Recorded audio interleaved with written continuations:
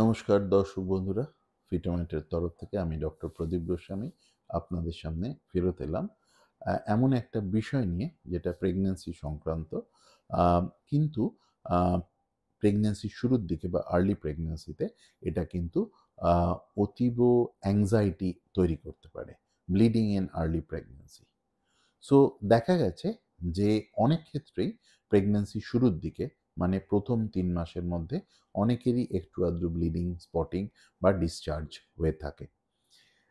যেহেতু প্রেগন্যান্সির শুরুটা পার্টিকুলারলি যাদের প্রথম প্রেগন্যান্সি হয়েছে বা আগে তাদের কোনো খারাপ অভিজ্ঞতা আছে প্রেগন্যান্সি নিয়ে, যে কোনো ধরনের এই রকমের ব্লিডিং প্রচণ্ড রকমের আশঙ্কা বা অ্যাংজাইটি তৈরি করে।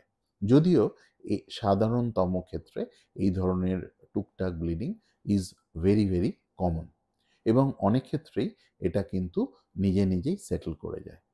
যখনই এ ধরনের কোনো ব্লিডিং হয় অবভিয়াসলি ডাক্তারের পরামর্শ নিতে হবে এবং আল্ট্রাসাউন্ড মাধ্যমে দেখতে হবে যে কোনো কারণ পাওয়া যাচ্ছে কিনা।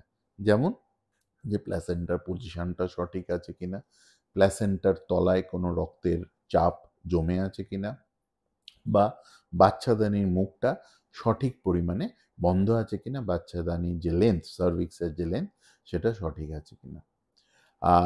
কিছু কিছু ক্ষেত্রে এই ধরনের ব্লিডিং বা ডিসচার্জ মিসক্যারেজ বা গর্ভপাতের একটা লক্ষণও হতে পারে। যদি এই কারণটা জানা যায় যে স্পেসিফিক কোনো কারণে ব্লিডিং হচ্ছে, তাহলে তার কেয়ার বা ট্রিটমেন্টে যেতে হয়।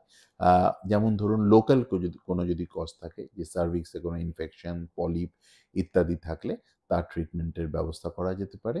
আর যদি কোনো ইনফেকশন সাসপেক্ট করা হয় তার জন্য অ্যান্টিবায়োটিক বা মেডিসিনের সাহায্য নেওয়া যেতে পারে। রেস্ট ইউজুয়ালি অ্যাডভাইস করা হয়, যদিও বিছনায় কন্টিনিউয়াসলি শুয়ে থাকার দরকার নেই।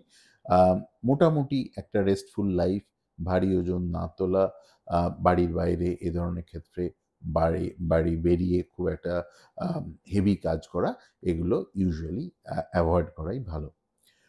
কিছু কিছু ক্ষেত্রে মেডিসিনের সাহায্য নেওয়া হয়। প্রোজেস্টেরন বলে একটি বিশেষ হরমোন এক্ষেত্রে আমরা কিছু কিছু ক্ষেত্রে দিয়ে থাকি, যেটা কখনো কখনো এই ধরনের ব্লিডিং বা এই ধরনের রিস্কটাকে কমাতে হেল্প করে। যদিও বেশিরভাগ ক্ষেত্রেই যে অল্প স্বল্প ব্লিডিং ইন আর্লি প্রেগন্যান্সি হয় সেগুলো কিন্তু নিজে নিজেই সেটেল করে যায়।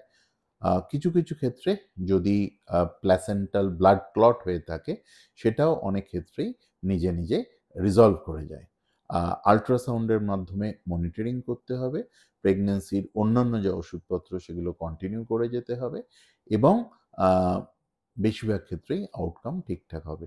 কিছু কিছু ক্ষেত্রে unfortunately it May end up in miscarriage, মানে গর্ভপাত হতে পারে। সেক্ষেত্রে বেসিক্যালি কি কারণে এটা হলো সেটা গুরুত্বপূর্ণ জানা, কিছু টেস্টের মাধ্যমে জেনে ভবিষ্যতে যাতে এটা আর না হয় বা এটা মিনিমাইজ করা যায়, রিস্কটা প্রিভেন্ট করা যায়, তার চেষ্টা করতে হবে। এটা ইমোশনালি খুব ইম্পর্টেন্ট ইস্যু, সেই জন্য আজকের আলোচনায় এই ব্যাপারে ২-৪ কথা আমি রাখলাম। আশা করি আপনাদের এই আলোচনা ভালো লাগবে। ধন্যবাদ।